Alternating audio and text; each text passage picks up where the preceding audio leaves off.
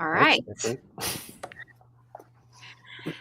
So, good evening, everyone who's watching or who will be watching later. I don't know what time of day you'll be watching, but my name is Delilah De La Rosa. Welcome to Unconventional Wisdom on Grief and Loss.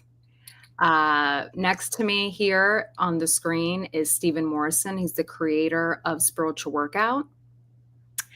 Yes. Uh, which we'll definitely get into as we go into this session.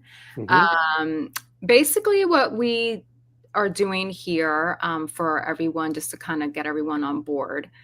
My mother had passed away. She passed away last year, November 4th, after I don't even, we'll go into language later, but just for lack of better language, after contending with a 2.5 month experience with pancreatic cancer. In August of 2024, last year, she was diagnosed with stage 4 pancreatic cancer. It had spread to her liver and lungs, and it came as it came as a shock to everyone, my mother, myself, and my brother. We were there with her when she got the diagnosis. This is a woman, just to kind of give everyone context, a woman who was pretty healthy her whole life. She was 65, never had any serious medical health issues, complications. Um, Always did scored pretty well in her annual like exams and stuff, Hmm. her blood work, everything. And so she just started feeling a little like some lower back pain, out of breath, and just not herself. And she went into the ER, and that's where they discovered a mass. 2 weeks later, official diagnosis of stage 4 pancreatic cancer. Um, we had we knew that most people, doctors and conventional medicine, uh, society, culture, family, friends, Hmm. um, when you get that type of diagnosis, it's like a death sentence. And we were determined to take our mother's lead, and she didn't want to die. And so um, we were kind of like, all right, we're not going to bury our heads in the sand or keep our heads in the clouds, but this is what our mother wants. This is what we want as well, for our mother to be alive and well. So we just kind of suspended all of the noise, with anything that pointed to this being a death sentence, while Yeah. also acknowledging that we're dealing with a life-threatening disease, right? Hmm. And so for 2.5 months, my brother and I had pretty much were like her caregivers, accompanying her. She decided to do chemotherapy. That started in September. September, we had actually hooked her up with Steven here, for her mental, emotional, spiritual health. Also had connected her with a holistic doctor, healer, generational healer, as well as taking on, conventional medicine, what their treatment, chemotherapy, just Hmm. doing a blend. That's what our mother had decided, and that's what we were supporting her with. Um, Treatment did not, chemotherapy did not go well from the start. She did not respond very well, and we pretty much saw a rapid decline in her health. So, come October is when I had mentioned to Steven here, as well as some other close loved ones, that I wasn't sure whether we were witnessing, my brother and I, whether we were witnessing our mother going through a rough patch in this experience, or or whether we were witnessing her dying. Yeah. And by the end of October, it was, I think I had just had an inner sense that we were dealing with a death experience here, of the physical body. Mm-hmm. And then my husband and I, we ended up, my mom was hospitalized at the end of October. And I don't think the medical staff, nor did we know that that was going to be her last days in the hospital. The way that the medical staff treated it was sort of like, okay, sort of like a rough patch, but also knowing that, okay, you have pancreatic cancer, you're going to die, but we don't think you're going to die right now. Right. So that was like the vibe. And I, at that point, was just kind of like what I mentioned, not knowing whether this was a rough patch or a dying experience, and so it turned out to be that. My husband and I witnessed her take her last breaths. And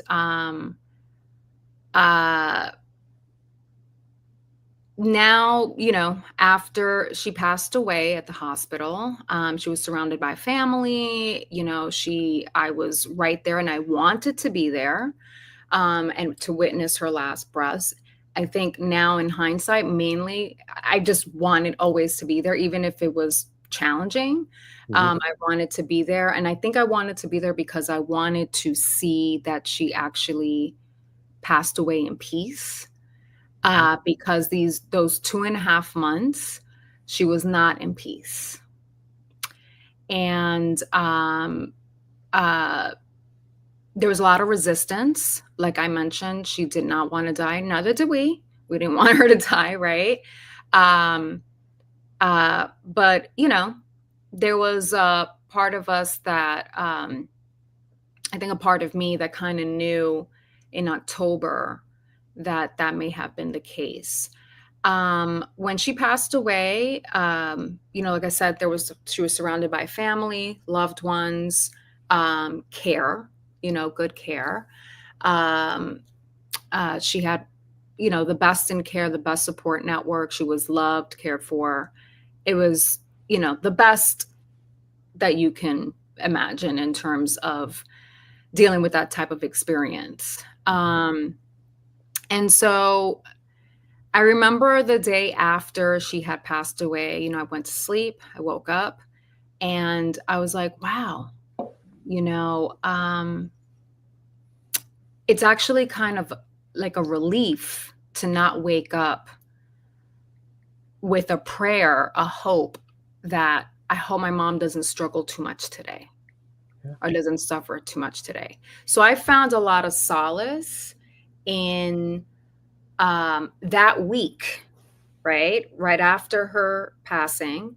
I found a lot of solace in that she wasn't suffering anymore, and when I say suffering, I know that, we have we talk about judgment and all of that, but I was drawing from what I saw and what she was telling me, She was indeed in a place of pain, and resistance and suffering and fear and everything, right?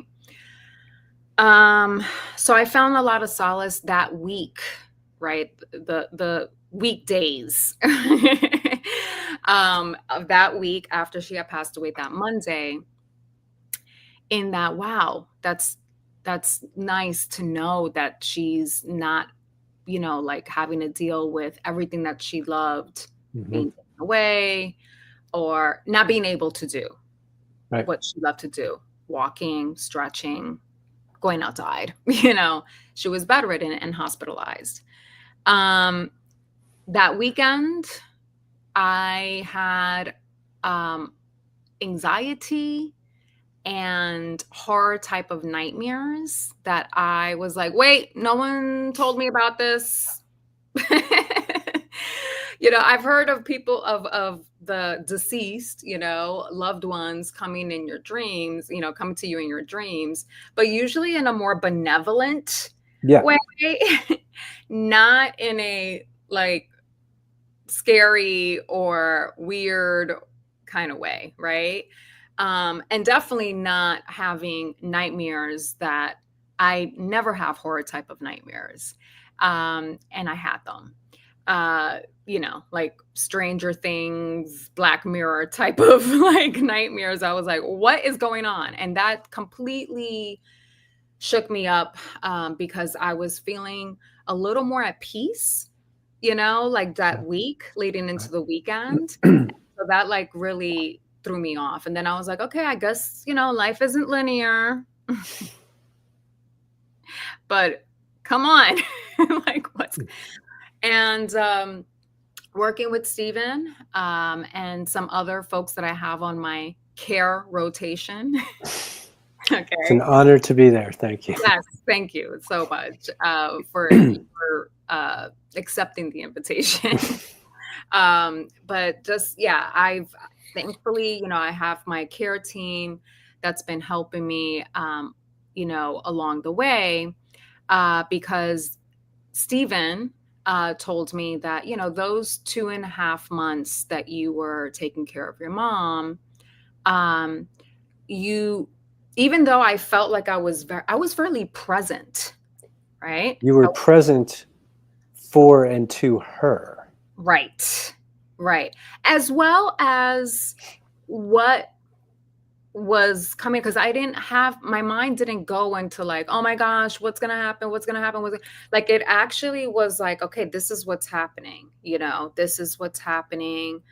These are your intentions. Like it really, I felt like I really did practice a lot of presence, and yet there were certain things that I couldn't address, I guess, at the time. I didn't have the space or the energy, or it just wasn't the right time. But the uncertainty, that was there about what was going to happen with my mom, uh, decisions that had to be made, those type of things, I couldn't really go there. And I guess that's what kind of came up after she had passed away, was like all that stuff, that stuff that was there during those 2.5 months that had come up after that first week, So I had a lot of like grief, anxiety, kind of like blended together for that first week after, or maybe the second week, right? And, had my care team, worked out a lot of that energy, that really tough, strong energy there. And November was also her birthday, November 22nd, right? Thanksgiving, then the holiday season. I will say that, her service happened on her birthday weekend, which was beautiful. There were just a lot of things after that second week, right? After that second week, where things flowed really nicely. I was actually surprised by how well I kept up during the holidays. I like, there was a little bit of like intimidation about like, oh, what may come up, because this is like my mother's month or my mother's season. I always associated the holiday season with my mom. But thankfully, like, there was a bit of flow, there was, like, synchronicities, and flow that I felt I attributed to her, her divine presence and my intentions and the love and support that I received from everyone. Mhm. Um, After the holidays, well, really it all started with New Year's.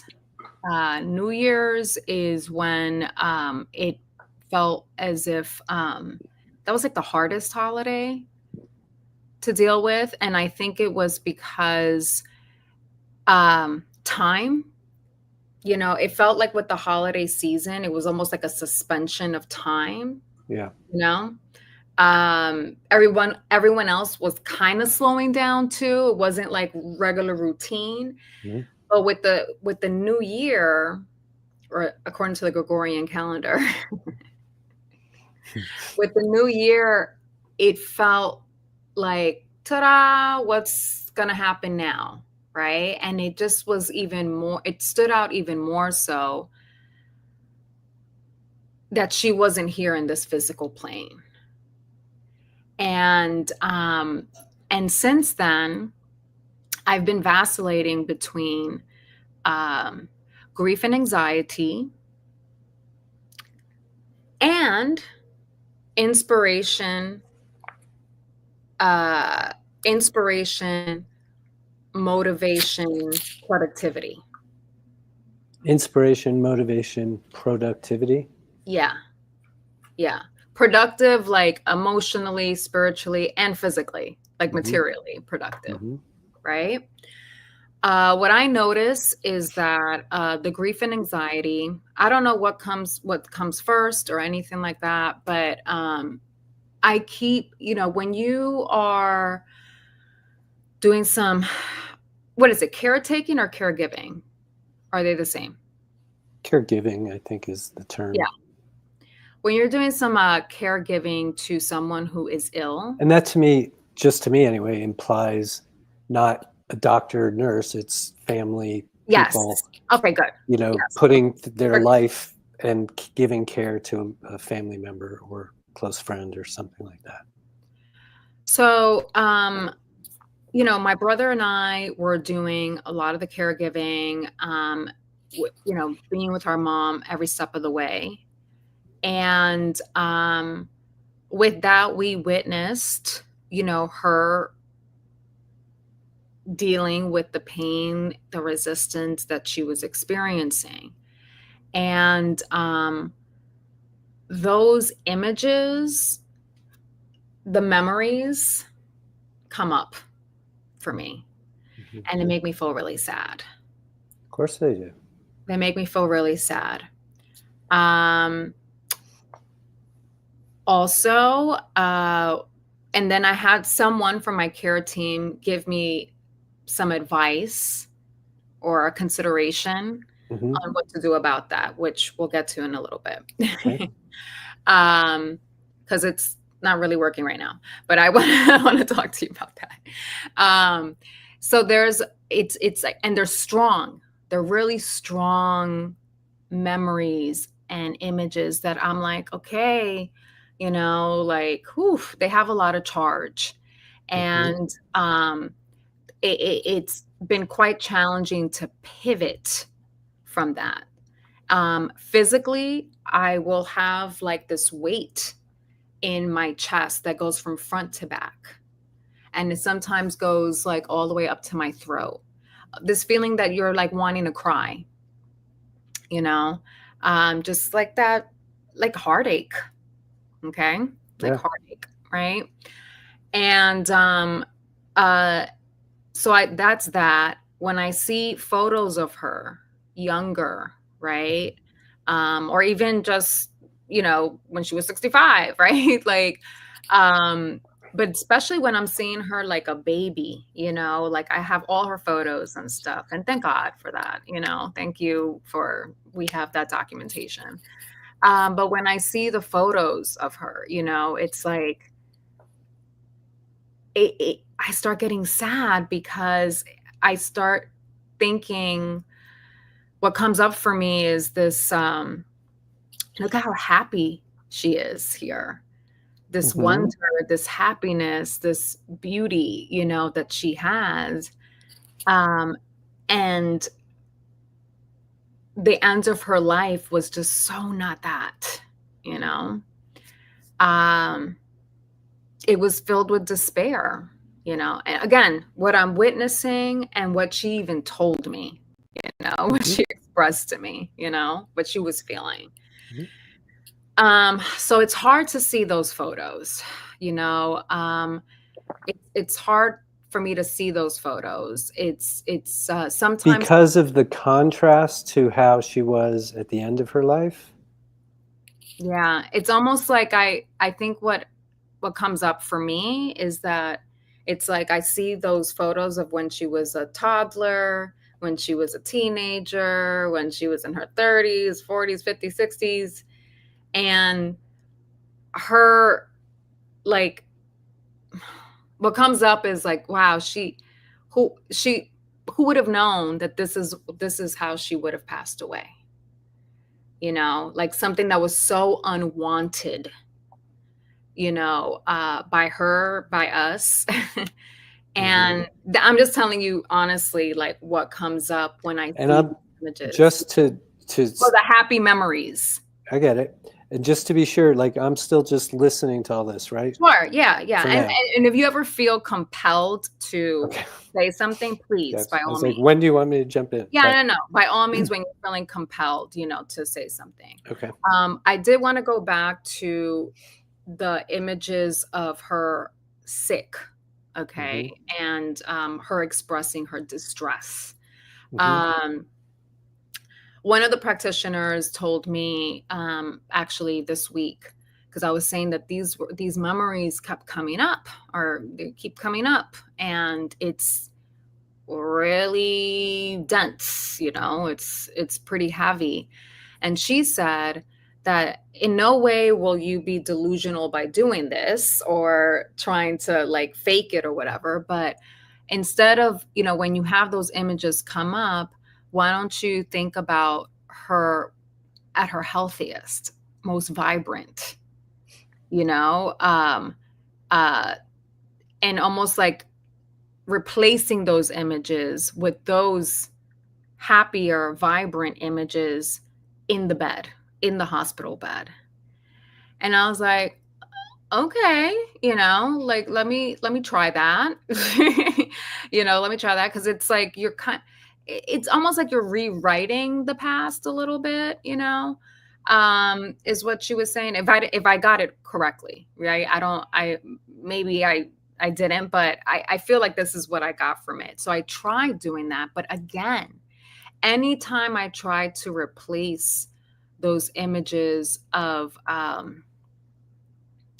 her ill, suffering, struggling, in despair, with the vibrant, happy, images, healthy images, Mm-hmm. um, it makes those memories even more pronounced to me. Like it feels like, So are you literally like picturing your mom a week before she died in the hospital in bed and then trying to imagine that she's 25 and living her life? no, Is that imagining her when like 65, or yeah, 60. oh, so transferring sort of that feeling Yes. from those pictures to her in yeah, Yes. okay, I got you. Yeah, as like and healthy, Yeah. so like I can see her, or the memory be of her healthy as she was dying, like not in despair, not in Now decline. I see what you mean by delusion. I got you. I Right. was And like, so where's she the was saying, delusion coming yeah, and she was saying that, like, yeah, that may, I know it may seem like you're being delusional or not the reality, but Yeah. basically what I noticed, and this is the vacillating between the two, what I noticed is that the grief anxiety, a lot of it comes from the past. Even the happy memories of my mother is still the past, and it still brings up grief. for me. It makes me sad. I was just going to ask you to define grief in that way. Yes. When you say anxiety and grief, obviously we're here. Grief is in the name of this project, and yet it's such a universally used term. I've come to see and believe that it doesn't necessarily mean the same to everybody. So can you help me just understand a little bit about how you are defining that? Heartache, sadness, emotional pain,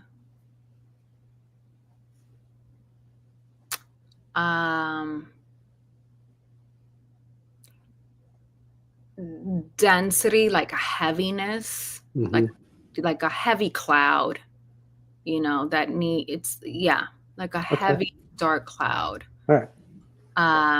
Yeah, like Thanks. and it's deep. Yeah. What I'm noticing is that grief, anxiety, when I say anxiety, it's like a lot of times it's that experience that I know very well. This is even before my mother passed away, even before we knew she had this diagnosis. I've had, experiences with anxiety. I've had, anxiety experiences.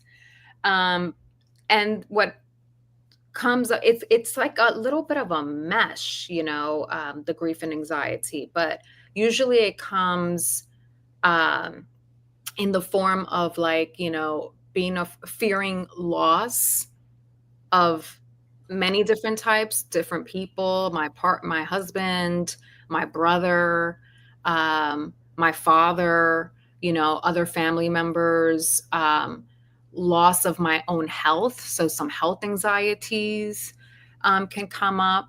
Those were coming up. The health anxiety came up very strongly right after she had passed away for me. Yeah. They have kind of subsided, but I'm still not clamoring to go to I don't want anything to do with conventional hospitals or anything right now, screenings, nothing.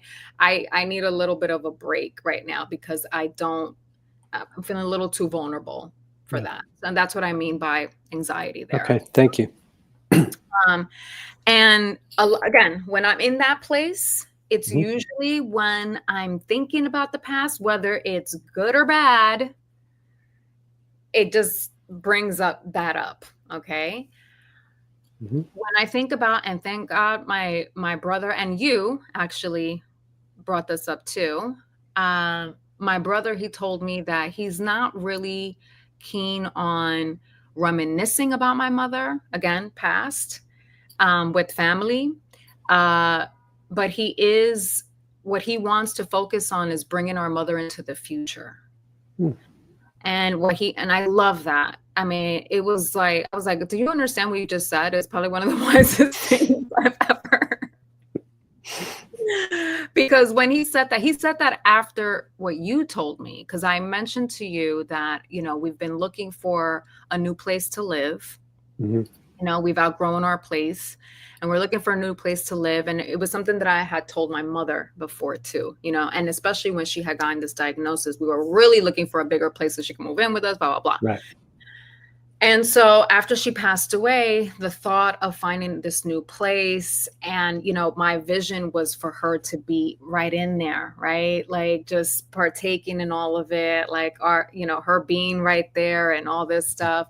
And so I told you one time before my brother told me this, I was like, yeah, it just makes me a little sad that, she's not going to be here in this physical plane to experience that with us. And you said, ask her to help you find this place. And when you said that, I felt so much lighter, happier, like inspired, and touched, because it was like, yes. And then like a couple of days later, my brother says that thing about that statement of bringing our mother into the future. And I was like, that's exactly when he said that.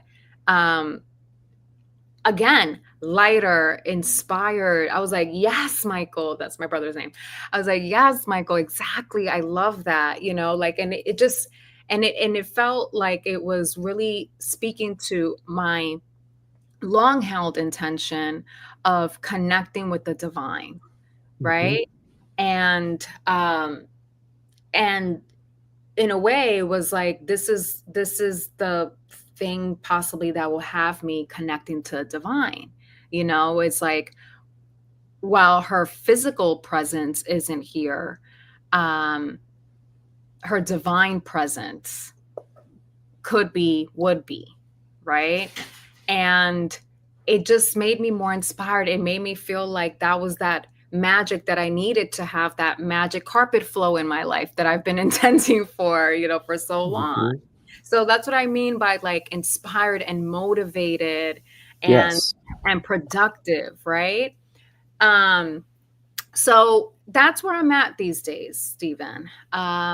It's a back and forth between the grief, anxiety. I'm gonna put it in like one space because Mm-hmm. they, Mm-hmm. right, Mm-hmm. and then the inspiration, um, motivation, Motivation. Production. productivity. Yeah. Like Well, I go we're back. here doing this. That's Yeah, evidence of yeah, productivity for you, exactly, right? exactly. And you know, um, I believe that I'm moving through this experience in a healthy way. I do Mm-hmm. feel that way. Yeah. I feel like I am dealing with it, moving through it in a healthy way. Um, What makes you say that?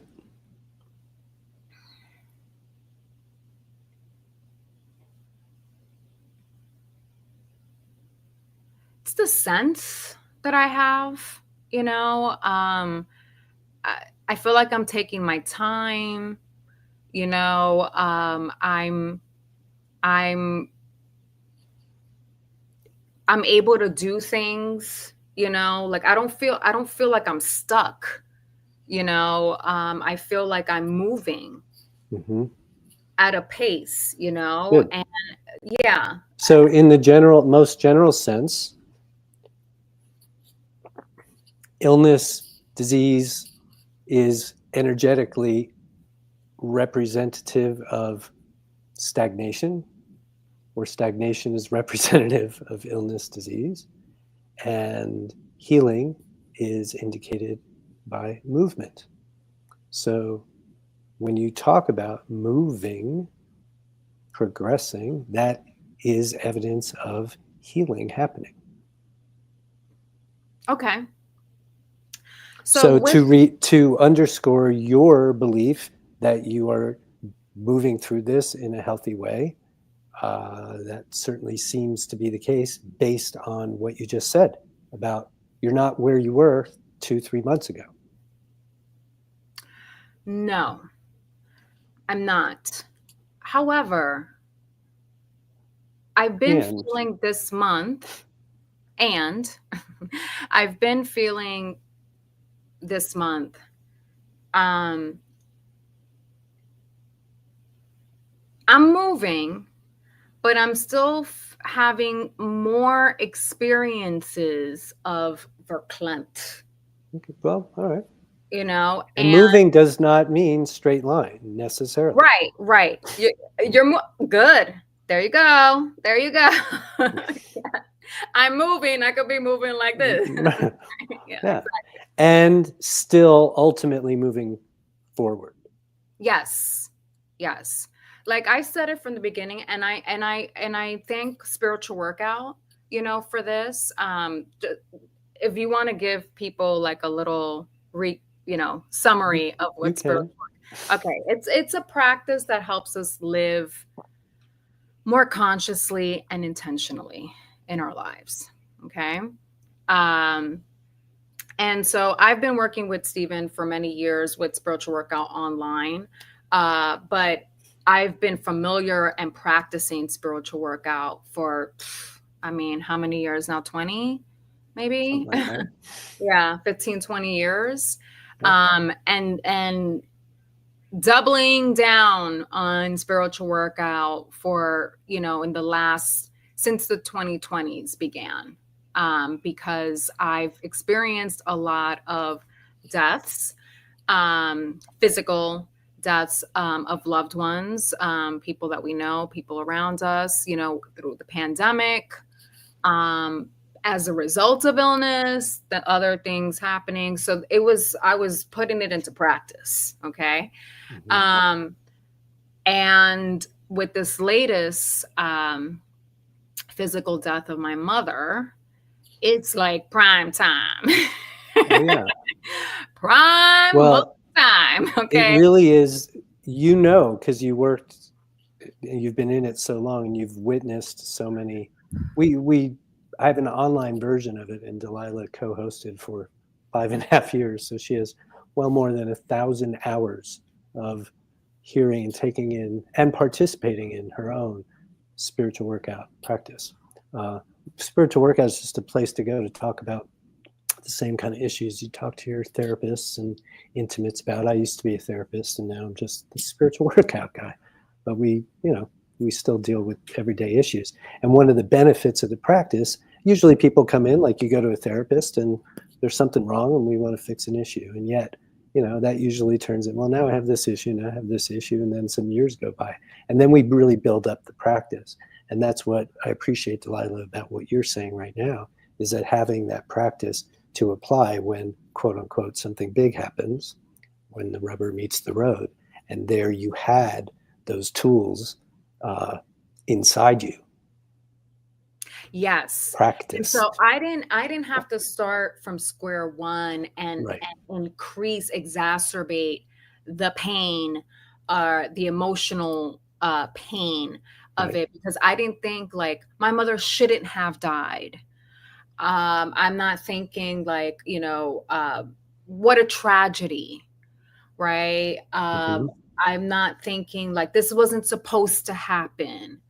I'm not thinking that, I don't feel that way. Um, which I think helped me move through this, 100%.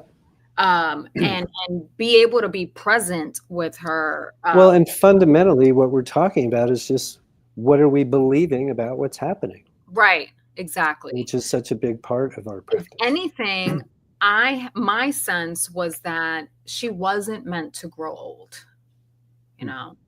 That was like the larger sense. Also, the fact that it was just 2.5 months, like she was like healthy from what we knew, Yeah. healthy, vibrant, living, walking 8 miles a day, like nothing, like having much more energy than I had, you know what I'm saying? And then all of a sudden it's like, boom, diagnosis, boom, 2.5 months later, died, right? A lot of people could have been like, I could have taken it like, what the fuck, Yeah. But I actually took it like, it was hard and fast, but it was short. Mm-hmm. And thank goodness that it was short, because my mom was not one for the physical pain. Right. You know, she said that to me too. I told her, I was like, Ma, I really want to get out the fear, in my life, one of our conversations. And she was like, I don't want to deal with pain. And I was like, okay, you know. It's Um, clear. it's clear. So, I feel like I credit spiritual work. I credit witnessing your uh, practicing with others, having read the book before An Extra Year, Grief and Loss in the New Age. This is a book that Steven had published in 2008, right? Yes. 2008. I read it in 2008. Obviously it didn't have the same um, Yeah. Well, impact as it did when I reread it 2 weeks ago, and brought up some questions for me, which we'll go over in the next, in the course of the next few weeks. okay. But today I wanted to touch upon one of these things that leads me to one of these questions that I have. Okay.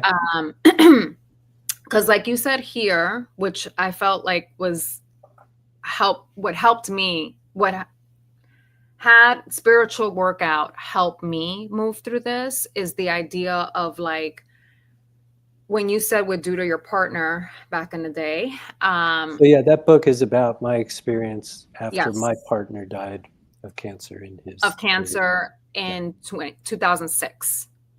5. Yes, five. My bad.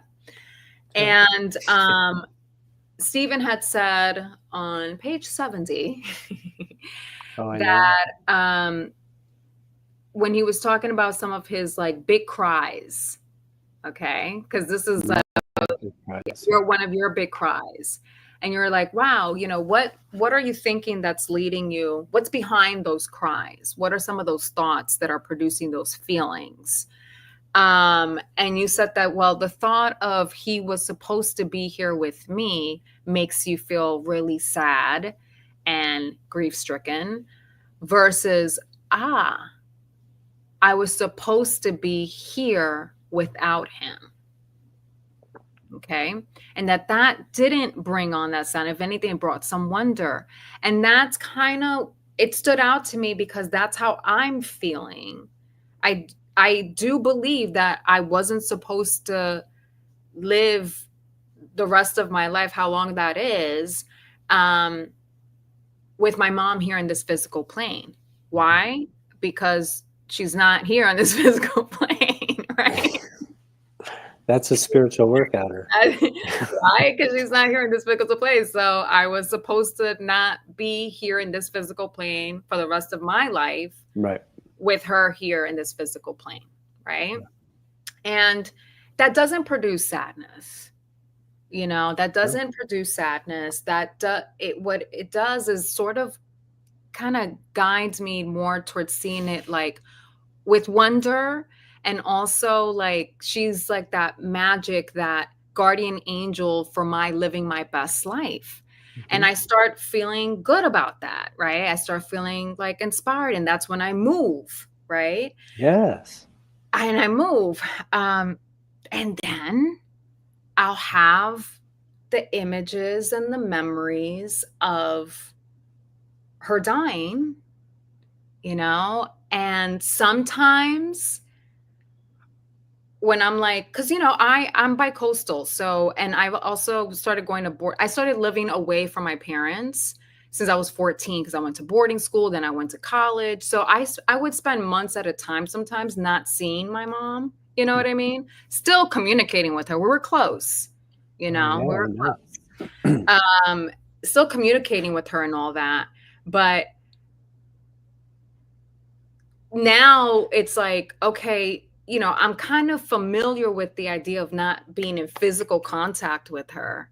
But then it's like, whoa, I'm not going to be in physical contact with her ever again. Like, I'm not, sometimes I have this impulse to like text her something because, you know, that's what I would do. Right. Sure. And, and then I'm like, wait, she's not here. Right. And like in this physical plane. And then I'll just be like, oh, like I'll feel like I'm not like there's like no ground, you know, like it's a little bit like just I don't feel very grounded sometimes when that comes up for me, you know. Mhm. And then the last thing I'll say, because I've been talking a lot, but the last thing I'll say is that I do feel, and this is bringing me to the question. I feel like I'm accepting that she had passed away. Okay. Like I said, like when I feel, I believe that I'm not supposed to be here in this physical plane for the rest of my life with her and with me. Well, and just the concept that flows from is that we're here for a reason, that there are no accidents. That's what's propelling what I wrote in the book. That's what's propelling what you're talking about right now, right? Right. I just So want I feel like I'm accepting, to. you know, what happened, right? Hmm. And what's in the cards for me, obviously, right? Like this is what it is. And I feel like I'm accepting of that. And I also honestly hate the fact that she died, and I hate the fact that she died of cancer. I hate how she died. And I don't know if that means that I'm not in acceptance. I don't know if that means that I'm judging, but it was unwanted. It was unwanted, but I'm also knowing that, okay, the unwanted happened and I'm going to keep it moving, like, so that's where I'm at. I don't really know, I guess, what acceptance looks like. All right.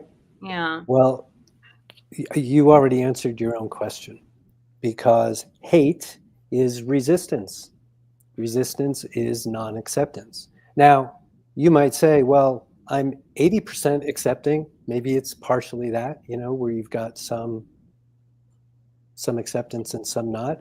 But hate is just evidence of resistance to what is, which is non-acceptance. Maybe it's not hate. Maybe it's I don't like. Well, even I then, don't like. okay, It doesn't have that kind of but charge. there's Yeah, also, and I wrote this down probably a half an hour ago, just so I wouldn't lose it as a thread, and you've please. Yes, maintained it as a thank thread, which is there's a fair amount of judgment about, as you said, literally how she died. That's really clearly playing around. So in our practice, ultimately, we're not judging anything ever, you. ever. Right. She left. It was her time. She died. That's Mhm. what happened. Mhm. So judgment about how that happened is all you. And even the idea of unwanted, let's look at that. So you're talking to somebody who likes to take a spiritual approach. And by that, it's really just the perspective of the being part of the human beings we are. The idea that we have something like a soul that most of us refer to in that way, some part of us that lives beyond the physical. And I'm the spiritual workout guy now and not a regular therapist for this reason, because in this realm, we can talk about this piece. So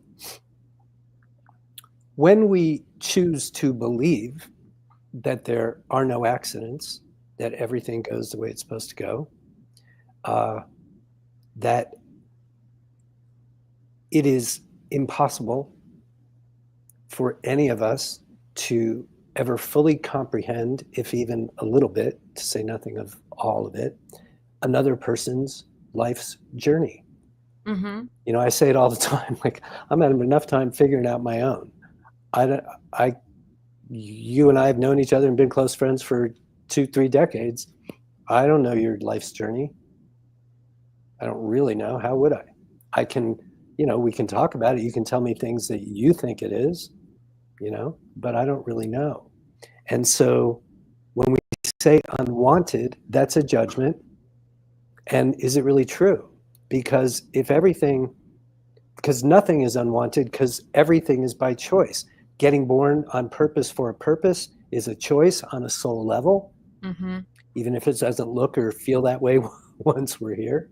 Right. And everything I've ever seen or heard about this is that our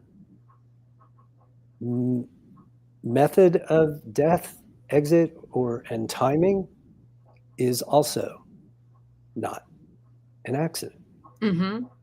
on a soul level. Right. So I can fully appreciate and understand a daughter's desire for her mother to not suffer, and Mhm. to be in the space you're in right now and struggling to reconcile Right. that piece of this whole thing. How she died. She doesn't like pain, and then she was in pain. I hate that for her. I'm sorry about that for her. That's unwanted. That's not good. All of that is judgment. It's and what is judgment? It's something that we experience as factual. Well, yeah, clearly it was unwanted. And I know it was unwanted. I talked to her too. I mean, I know. as a person, yes, like, who? I don't want this. But this is where we, on this conscious spiritual path, we stop arguing with those kinds of things because we don't know. Mm-hmm. We think we know, we have opinions, but are they serving us? And evidence that, look, you have every right to have any of these thoughts. We all do. Mm-hmm. The only question is, do they serve? You And the mentioned evidence. too. I did. What did I say? No, okay. The evidence that it's not Part of being present with yes, those feelings that come up, those thoughts, feelings that come up. It's part of presence, allowing them to come up, just not exactly, making a home there. and not making them mean anything. Wow, I'm feeling this. Okay. Now I'm feeling that. Okay. Oh, I didn't know. Oh, that. Okay. So I think something that I'd be encouraging you to do between now and the next time is to reconsider or look at some of that again. The hate, the resistance, the unwanted, the she suffered and she didn't want to, and that was bad. And to really look at that through the lens of judgment and see how much of that you can let go of. How do I let go of it? I'm trying. I'm Mm-hmm. trying. Like I'm trying different things, you know. Mm-hmm. Like I tried that thing that the other practitioner asked me to do, and I'm like, no, it's actually making it worse, you know. Mm-hmm. Um, Have you uh, been doing any tapping on this? oh yeah, oh yeah, And and to um, no effect? I think that sometimes they'll take out the steam, you know, like of it. Mm-hmm. Sometimes, like it diminishes a Mm-hmm. bit, you Softens? know, softens, there you go. It Mm-hmm. softens it a little bit, it doesn't have that, like, ultra charge, you know, and that feeling there, like, Yeah. it gives me a little bit of relief, you know? Mm-hmm. I think I just don't understand, like, how to not if it's judgment, right? Mm-hmm. How to let go of that, you know, because it's really difficult when you're witnessing, you know, someone, you know, so I'm seeing it, and then she's also telling me, right? Yeah. Even when I'm telling her like, "Ma, like let's, you know, relax or whatever," and she's just like, you know, like she's like, Right. What do you want? How do you want me to relax?" You know, Yeah. you know, like it was And not. now you're saying, how do you want me to let go of this judgment, Yeah, which is but causing me I'm not, pain? but I'm not necessarily like being, you know, I'm not trying to resist that. I'm not trying to resist letting go of the judgment. But I'm a little tripped up, you know, like I'm like, how do I let go of it? Like how do Well, I the let go of fact that you could do some tapping on your own and have it soften, even if temporarily, says to me, you're going in the right direction. There's just more to go. okay. So maybe we do a tapping session. I don't know if you want to do it, uh, you know, on the live stream or if we do it separately. But We I can do it would on the live stream. go into that uh, and really just, you know, keep going. So for me, when I notice I'm in judgment, I'm like, oh, I don't want to be in judgment. And it just is. It's just, and that's a practice, just getting used to accepting everything as it is without judgment, right? You're wanting to accept this and you have some judgment.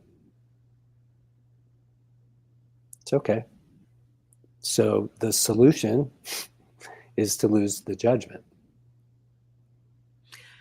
How And do so I you're saying, how do I do it? And I'm saying, well, if it were me, I would sometimes just knowing that it's judgment is enough. But that's clearly not the case for you today. But I would be wanting to really see more detail about how you're using the tapping, the going into the very specifics of the various beliefs and all of that, which how that's done. But another thing that I think will help, and are we okay on time? Yeah. So another thing that I think will help, and I don't know what order these necessarily have to go in. I wonder if you could, in between now and next time, think you have a narrative and a story for what happened, what it was like for you, and the degree to which you believe what it was like for your mom. And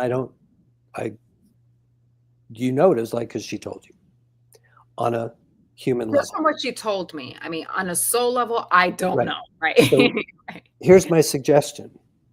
Write the story from the soul level.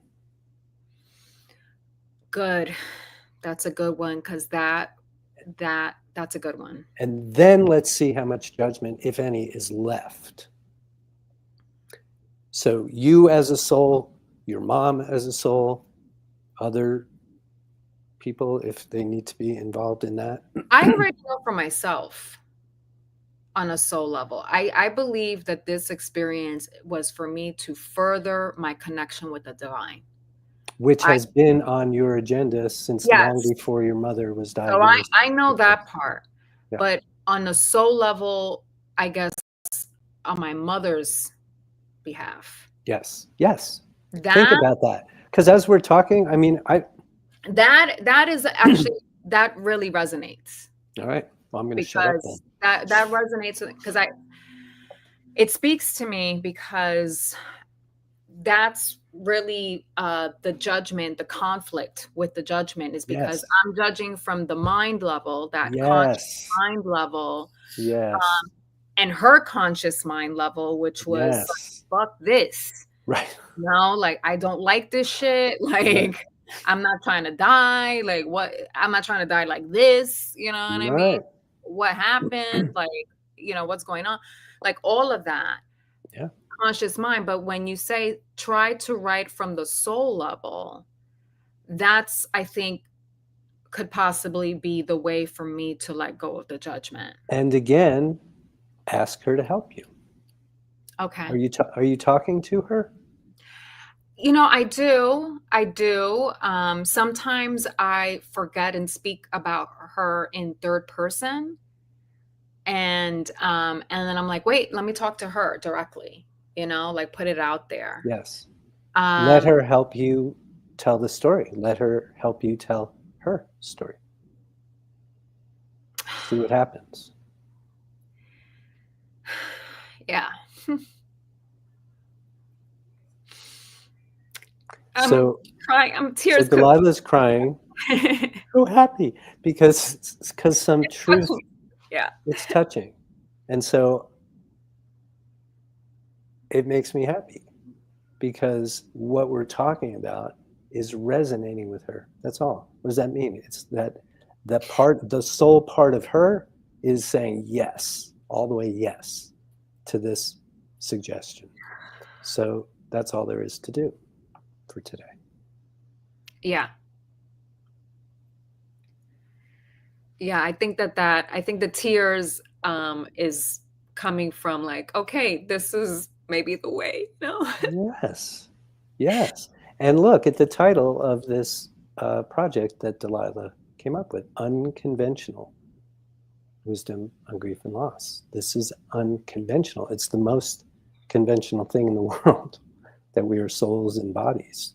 Every religion we have, every spiritual discipline that we have acknowledges this to be a truth. And then we completely throw it out the window and act like it isn't. And if you ask me, and Delilah did, we suck in our society at processing grief. Dude. And it's because we leave this part out. Yeah. I mean, and I just want to add that when we say like death and we put it in quotes and stuff, it's mainly because what we believe in spiritual workout, what I believe Stephen believes individually, is that there is no death, because while the human part of the human being may die, in terms of physical The body. body, the being part of the human being never dies. And that continues on. And so that's why there's,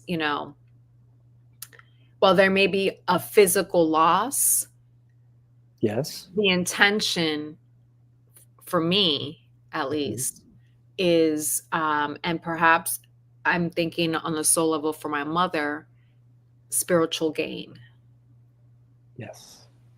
You're already writing this story. Spiritual gain. So yeah, that's going to be quite a journey, is to really write the answer, I guess, on a soul level through the eyes of the soul, right? My mother's soul, Yeah. spirit, and ask for her help in well, why this happened, why, or I would, here's how I would put it.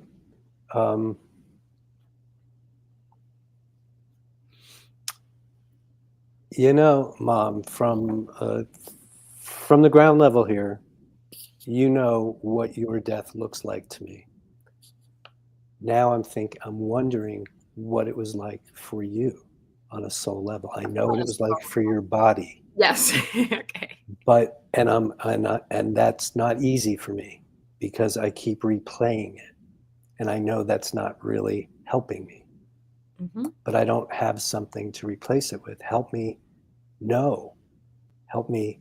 understand something about what this was on your soul level, which you didn't know when you were telling me what you told me throughout your illness and throughout your dying. What do you know now that you can share with me? And just see how that unfolds. Again, these are tears because they resonate, what you're saying. It's like I I feel know. like I it'll know. help me, It's beautiful. Yeah. We are not meant to suffer endlessly. No. And when it was me in the thick of this process as the budding spiritual workout guy, I hadn't even conducted a spiritual workout class, but I was full of it and practicing in my therapy practice like this. And in the work I do, and ever since, it's just so abundantly clear how much unprocessed grief exists in our society writ large and across all cultures, or most, I would say. With few exceptions, we just don't seem to be very good at it. We haven't grokked it yet. We haven't understood it yet. And there's something, and the last thing I would say about this, in terms of, the death of the body and some peace living on, I don't even use the word death anymore in this regard, unless it's some colloquial thing where it's just kind of required. I think of it in terms of change. Something changed. Yeah. Something changed. And then that starts to get a little interesting, because change as a spiritual idea, is there anything there? And the answer is yes, because one of the concepts we work with is we belong to the planet, not the planet to us. And that is a massive concept, and it means so many things, but fundamentally it means that its nature is our nature, which sounds weird because it's a planet and we are human bodies, but we're all made of the same stuff. We're all carbon, right? So when we align ourselves as humans with the nature of nature, we align ourselves with well-being. When we're sick, diseased, uncomfortable, depressed, we are out of alignment with well-being. So if we think in terms of change, and we see that one of the ways that nature manages itself, everybody knows this phrase, the only constant we have is change, right? That comes from the planet. I live in the mountains in a national forest. I see change all day, every day happening in nature. So what we have called death, which is fine, is fundamentally a change. When we think and talk about it in terms of death in our society, it takes us down certain paths. I'm on a high horse to get us to think of it in terms of change, because it feels to me that that puts us on a different path. Mm-hmm. So I would ask you to perhaps throw that into the mix and think about it like that. Yeah. Yeah. Yeah, because I've been saying mostly passing, transition, new reality, Yeah. recalibration. Yes. So build on that and tell her story. Tell Yeah. her soul story. Yeah, I think that telling the soul story and asking for help in that is, I'm seeing it right now as another means to connect with the divine again, you know? Because Absolutely. even like that experience, I'm foreseeing as like, wow, even just trying to capture what is being shared on a soul level, that's in and of itself a thing. Yes. Practice, you know? Yes, ma'am. Because you're dealing with a strong-minded bitch over here. It's like, Oh, you don't have to tell me. it's very strong mind. It's like my mind is like, because like conceptually, I get it all. I'm like, I even know. I'm like, I know this probably you're probably gonna tell me this is judgment. You know what I mean? You did. I see you answered your own question. I knew that was going to be the case. It's just that it was like, well, how? You just got stuck in a little bit of a loop. That's all. Yeah, it was just like, how do I let go of that? And it was, and really, had I not done this with you today, like, or done this with you, period, I probably would have remained in that loop, because conventional wisdom on grief and loss is one where it's like time heals, you know, you're never going to get over it, or, you know, just this wasn't supposed to happen. Of course you're going to feel like this, you know, and or try Nobody knows what to say to anybody. Distract yourself, you know, give yourself a year, you know. Do you remember what I've said to you about time healing all wounds?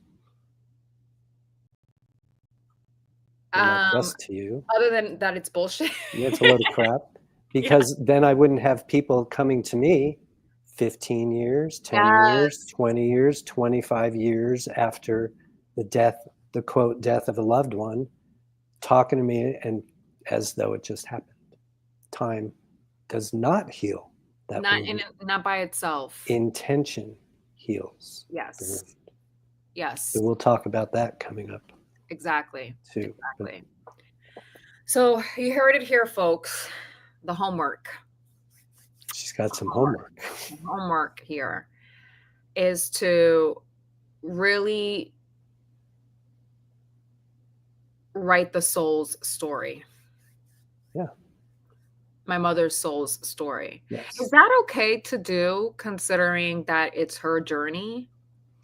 In this sense, yes, because it's kind of part of mine. It's really just a choice of what to believe, ultimately. Okay.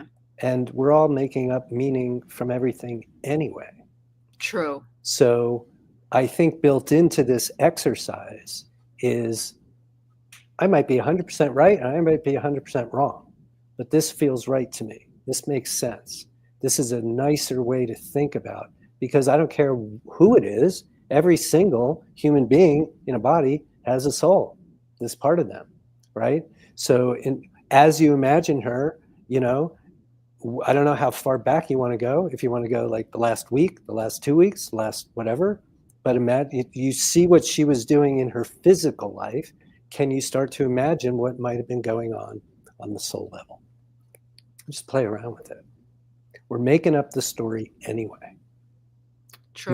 You've already made it up. It's bad. You hate it. You dislike it a lot.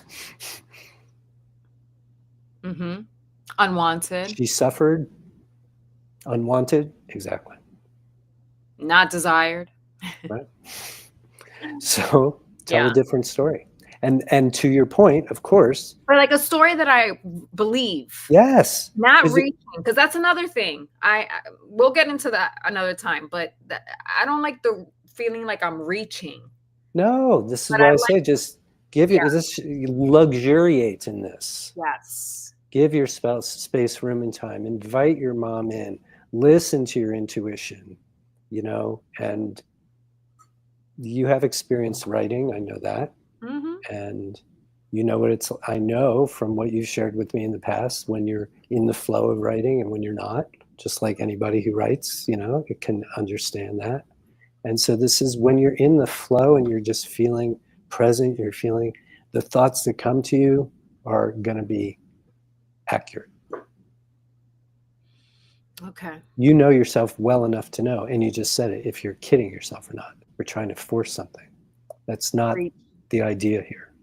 You don't have to have a paper in by 6 o'clock. Well, I may or may not be done with this homework by next session. It may be a work in progress, but I'm starting. Yeah, good. I'm starting. I now know of it now, you know, like I now know of it. It's underway. And just bring your mom in. Bring her in. She wants to be. Okay. All right. Well, thank you, Steven. Steven Morrison, author of An Extra Year, Grief and Loss in the New Age. This is definitely a book with unconventional, should be, in my opinion, should be conventional wisdom on grief and loss. Really helpful. Really helpful. And brought up questions that we will talk about. And do you want me to end with a little story about that? Or my part? Sure. Yeah. Okay, so December 20th was his death anniversary. And so he died at the very end. Pardon me? Change anniversary. Change anniversary, exactly. When my life changed, and his did too. So it's interesting because some years I'm completely caught off guard by the date, and other years it's very obvious that it's coming, and sometimes I do things and sometimes I don't. And but what's really remarkable is, so this year, for whatever reason, it was just more top of mind for me. And that in and of itself doesn't mean anything, because I've had years where it's very top of mind and years where it hasn't been. And so I wound up, it came out in conversation a few times. And as soon as I mentioned it, like, oh yeah, December 20th, that's my, and look, it's not the kind of thing you always talk about, but what came back to me, and this is what always is just evidence of how we're just not so good at this, you know, to a person, everybody wants to say, oh, I'm so sorry. I'm so sorry. I'm so sorry. I'm like, and I wrote about this in the book because it happened when he died, and it's still happening. That everybody thinks they have some idea of what I must be going through because either they did or they know other people that did. And there's no room. It is the least compassionate way to be with somebody, to just Assume. And yet there's a colloquial piece of all this. Is just how Yes. we all are. And I'm not, I get it. I'm not free. I don't respond to people and say, will you please shut up because I have something to say? And da, da, da. But the point is, you're in judgment. right. I do not give those lectures. I promise you. And yet it's really fascinating to see how that persists. And in truth, it's a glorious time for me. I can never, ever, ever, ever think about him with anything other than delight and joy and peace and connection and all of it. And the point of my book is the connection lives on. And that was after 1 year, and now I can say after 19 years, it's like any other relationship. It just continues to evolve, And he was a big part of that project. He's a part of this project right here. Mm-hmm. And it's not I just believe we're not meant to suffer, that we use the experiences of our lives as vehicles for our growth. My mom died, and already here's an opportunity to do something that fuels my growth, that is a result of her having left when she did. That's productivity right there. So my hat's off to you for your willingness to do this your way and do it in a real, complete, whole way. And hats off to my brother for coming up with the bringing our mother into the future, because he is not familiar with getting a gold star. I know. At all. I know. Not do any of this, like barely even knows what we're doing, like, barely even knows what I'm doing here with spiritual workout. And when he said that, I was like, ding, ding, ding, ding, ding. Beautiful. Yeah. Like I go back to that, something as simple as that. And it's just like, wow, so hats off to my bro, man. And definitely hats off to you, Steven, because you have been just such a blessing to have in our lives, including my mother's, Thank you. Including my mother's. So thank you so much. All right. Well, this will end our first week of Unconventional Wisdom on Grief and Loss. Again, this is Steven Morrison, creator of Spiritual Workout, author of An Extra Year, Grief and Loss in the New Age. And I'm Delilah De La Rosa. I am the founder of Depth Worldwide. And this is the first project really under Depth Worldwide, Unconventional Wisdom on Grief and Loss. Congratulations. So, thank you. Thank you. We hope to have you join us in the next couple of Wednesdays, 6 p.m. Pacific, 9 p.m. Eastern. We're going live, raw, unedited, raw sessions on grief and loss. So hopefully if this resonates, speaks to you, if you know of anyone that this can help, feel free to invite them and join us for this live broadcast. You can also ask any questions in the comments. We'll do our best to answer them either in the comments or later on. So thank you for joining us. Thank you for watching. And we will see you next time. Anything else, Steven, before we go? No. All right. Thank you, everyone. And we will see you the next time. Yes. Bye.